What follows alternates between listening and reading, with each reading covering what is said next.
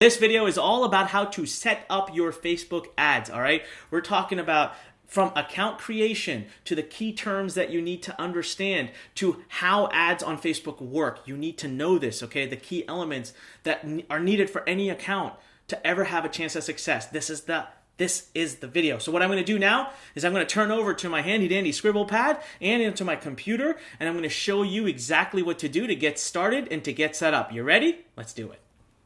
All right, here we are. Let's dive in and talk about setting yourself up for Facebook ads. In this video, I'm just going to quickly cover account creation, all right? And we're going to talk a little bit about just, the way to set up your account. It's going to be I'm just going to show you a URL, really. There's not much more to talk about here. But the next part is going to be really, really important to talk about. That is the important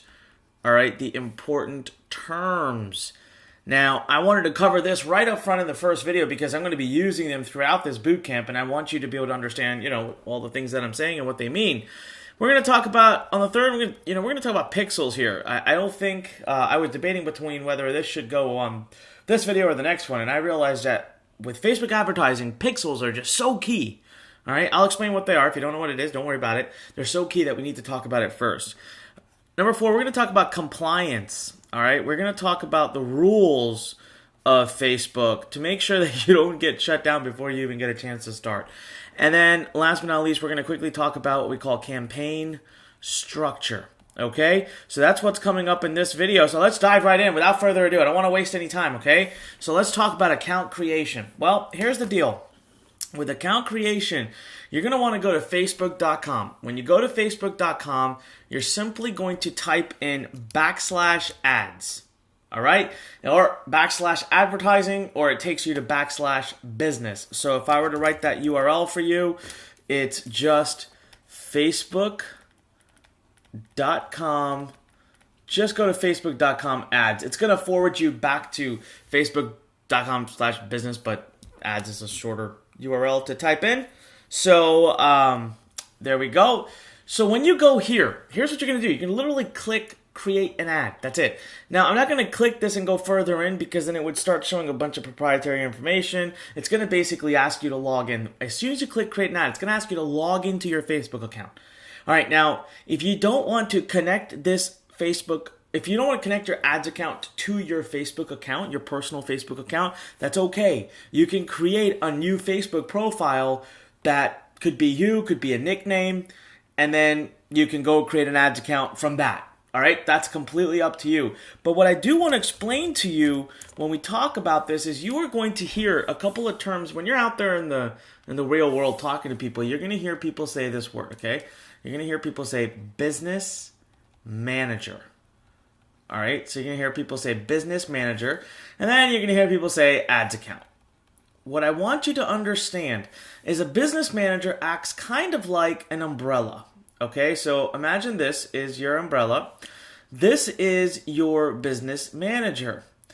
And within the business manager, you can have multiple ad accounts.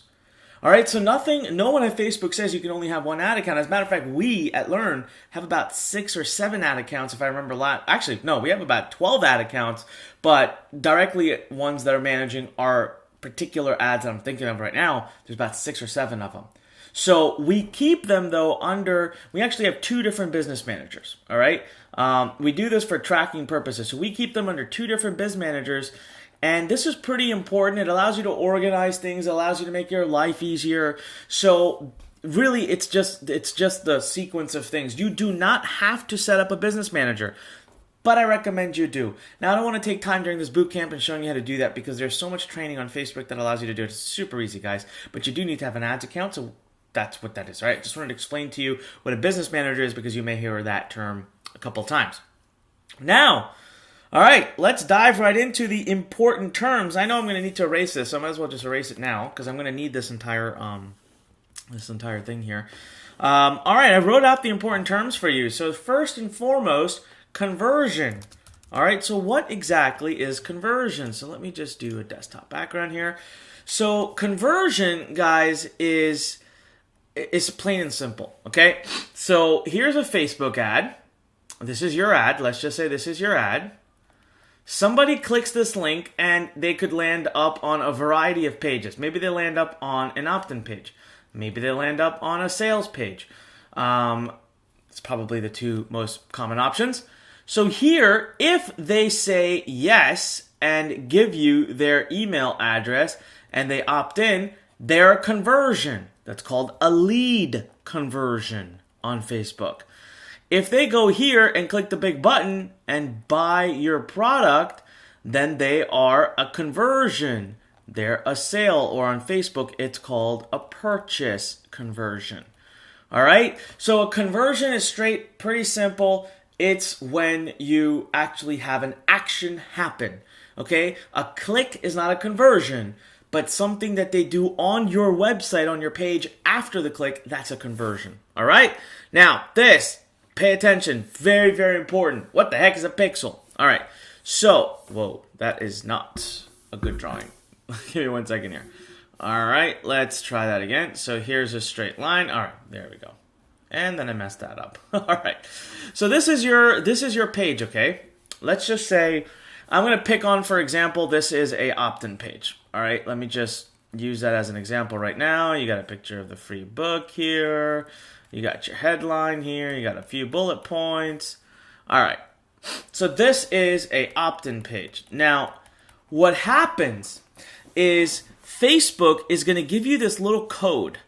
All right. It's a little code. You copy and paste it into the HTML of this page. Now, if already I'm starting to lose you, you're thinking, like HTML, holy crap, what are you talking about? Guys, if you really want, you can pay someone like $3, okay, on a freelance website to install this code for you. And a lot of the automated platforms nowadays, such as our Launchpad system at Inbox Blueprint, ClickFunnels, Lead Pages, all these, they actually have a place where you can just go copy and paste the code. You don't even have to look at the HTML because it's become so prevalent. Every page must have a Facebook pixel on it. So it's literally a code. It's very short, and it just says a bunch of mumbo jumbo.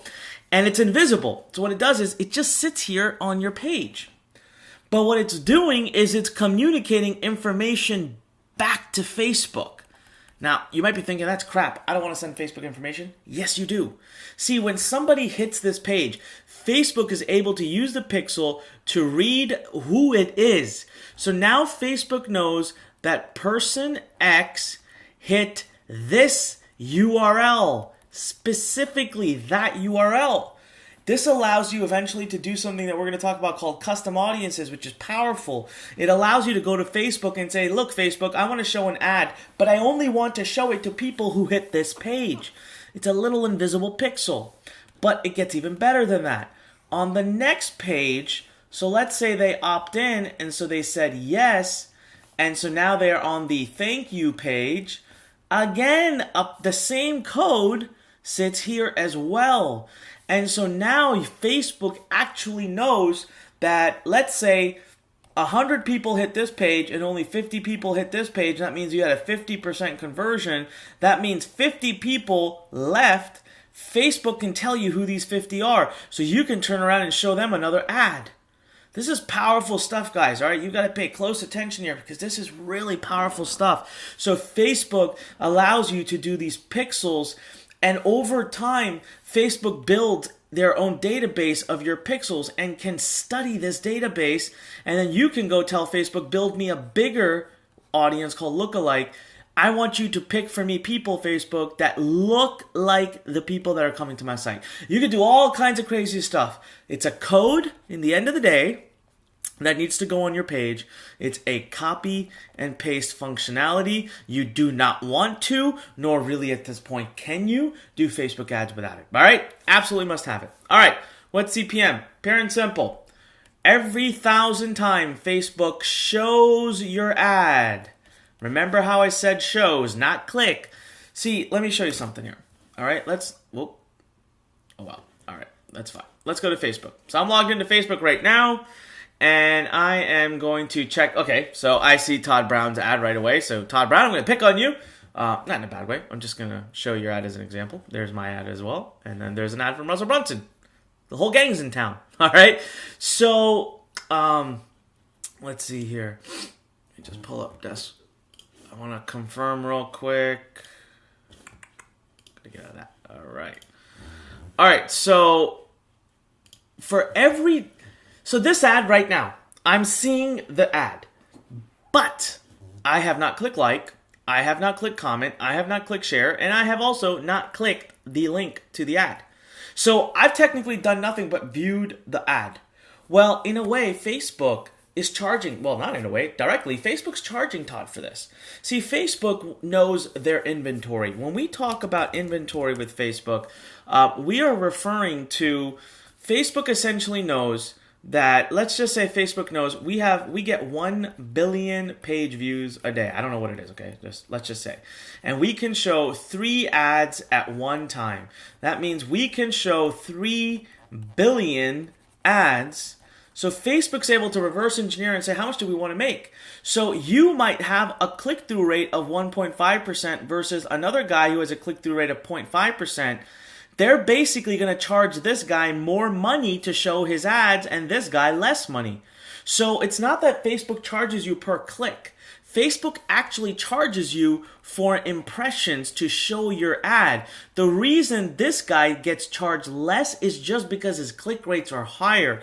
So what Facebook says is, we have a cost per 1,000 impressions, and Facebook determines what that is purely based on how well your ad is doing, how good it's targeted, how much clicks you're getting. So for every 1,000 impressions you get, whatever your charge is what Facebook tells you. Just so you know, a good number to strive to be around is $10. That's excellent. Anything north of 20 is usually bad, and anything below 10 can be pretty freaking awesome. All right, CPC, plain and simple. If Facebook says, hey, thanks, we just billed your account $100 today, and you see that Facebook sent you 50 clicks, then they charged you $2 per click. So this stands for cost per click. $100, 50 clicks, that would be 100 divided by 50, does $2. You have a CPC, cost per click of $2. Again, remember something. Although Facebook reports this data, they charge based on this data. So that's just for your benefit. It's not really Facebook. It's not how they charge. Now let's talk about CTR. All right, so let's say my ad was shown 10,000 times. All right, 10,000 impressions happened.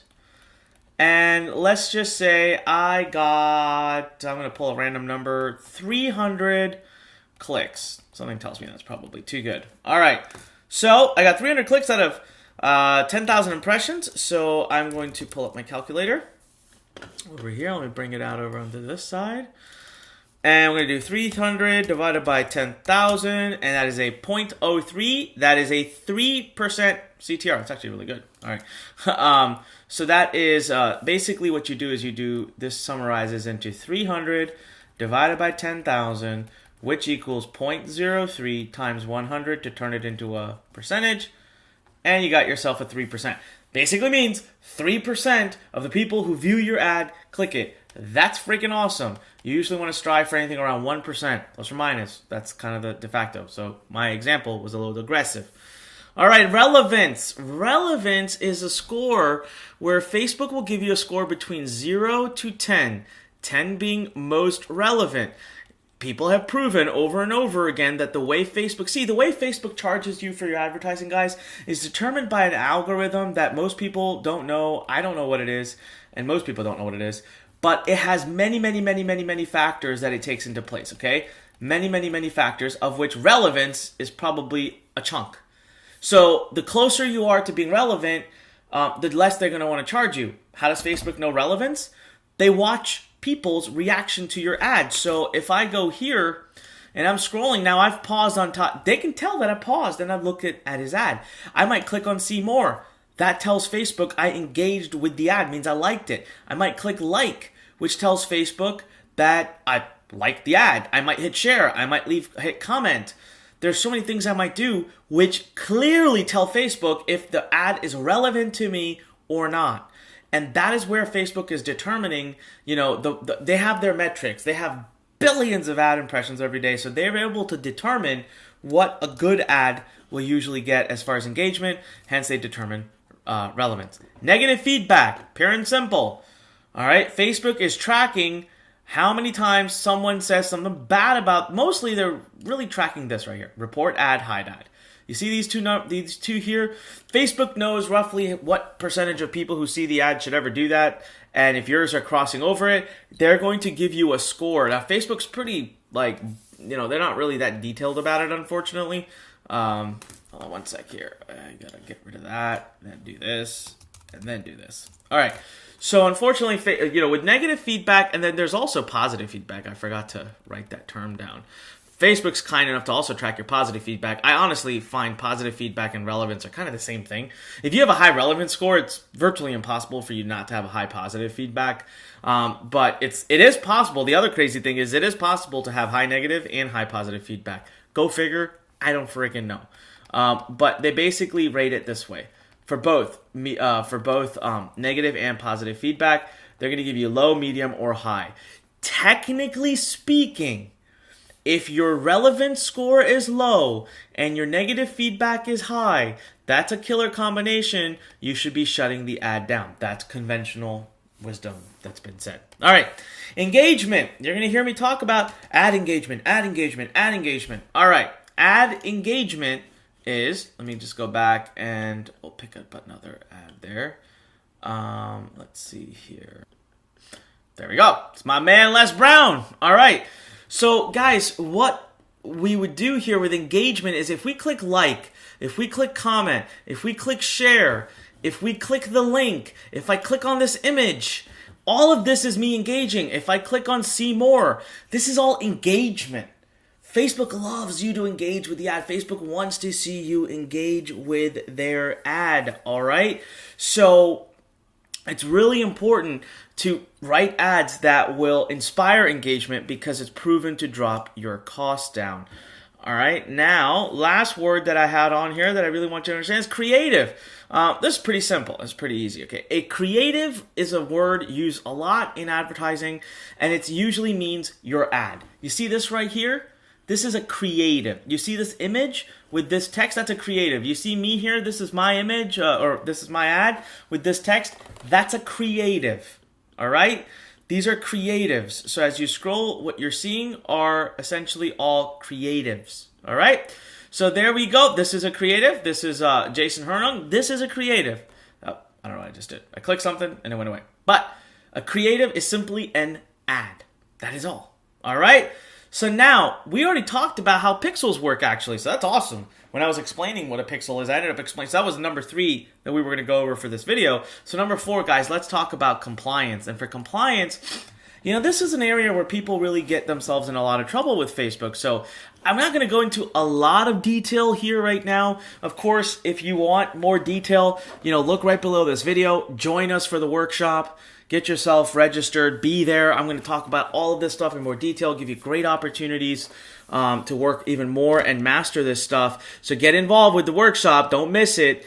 But I'll give you a little bit of a crash course on compliance. Really, Facebook is very in line with anything that the FTC or the government wouldn't like. The biggest thing that Facebook is looking for is hype or promises that are unrealistic, okay? So how to make $10,000 in 10 days is going to get you in trouble. How to cure diabetes is going to get you in trouble. You can avoid this. You can literally avoid 90% of the traps. If you read your creative, if you read your ad, and if you have to ask yourself, I wonder if that's compliant, it's not. That's a standard rule we use in this company. If my team has to ask me or ask somebody, anybody, if something is compliant, it means it is not.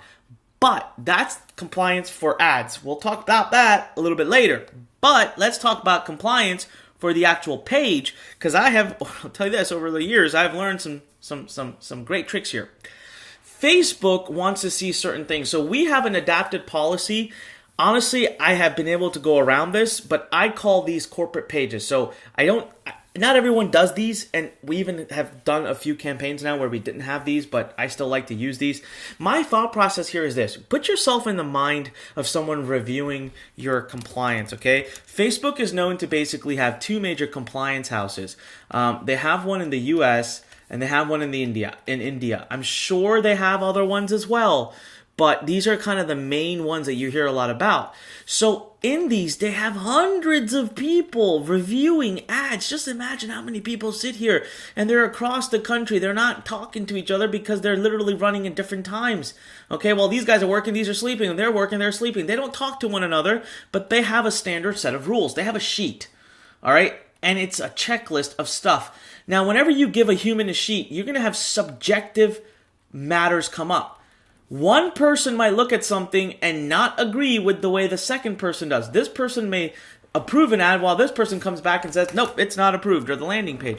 So I thought, let me put a hat of a normal person on. Normal people don't know what sales pages are, don't know what opt-in pages are, don't know what webinar registration pages are. The only thing they think when they see that is, this looks a little hypey, this looks a little scammy. They're more inclined to cut it out. So what we found, what I was told once, was that Facebook likes to actually go to what you call your root domain.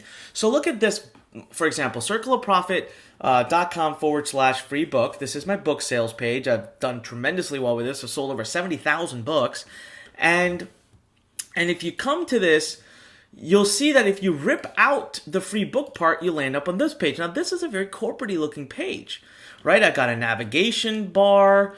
I got an About Us section. I got a Contact Us section. And if you scroll to the very bottom, I got some credibility with Robert Kiyosaki, some testimonials, my About Us section, and I've got all my privacy policies. So here's what we discovered and what we were told is on your page, Facebook likes to see an About Us. You know, Facebook is basically saying, be a real company, all right? Be a real company.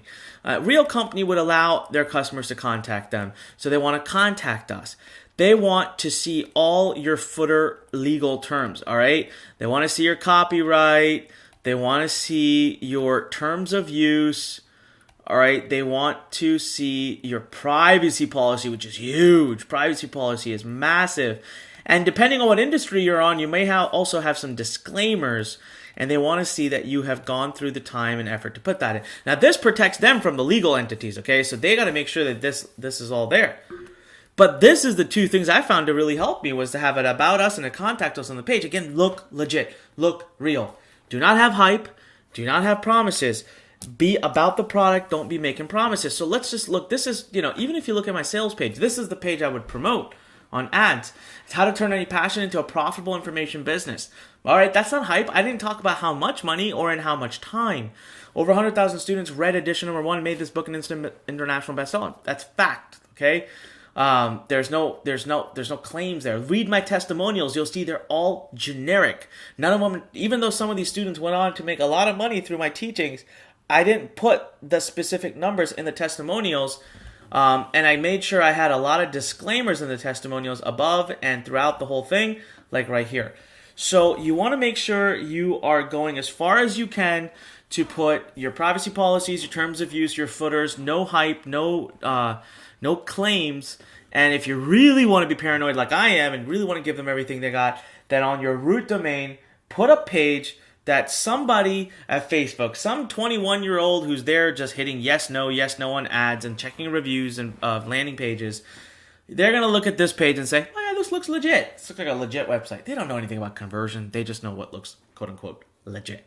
All right, so there you go. That's what I wanted to share with you about compliance. Not a ridiculous amount, but we have a lot more we get into. Remember, look below this video. Get yourself registered for the workshop and take action below because I want to see you inside. We got so much I can teach you, so much we can show you to make you a total master of this stuff. The last bit really that I wanted to go over was really quick. It's called campaign structure. All right, so I wanted to go over campaign structure with you, and this is nice and simple. You're going to hear 3 terminologies get used quite a bit, and it's impossible not to use them. One is campaign, all right? One is ad set, and the other is ads. And it actually works like this. So you can have multiple ads within an ad set, and you can have multiple ad sets within a campaign. So this, again, if you were to draw the umbrella example, it's like it's got like too many umbrellas underneath of it, all right? So this is the campaign. This is the ad set. and below it you have all your ads. It's just a way of doing grouping. What's nice is, so let's say I'm doing a campaign for opt-ins, or I'm doing a lead campaign.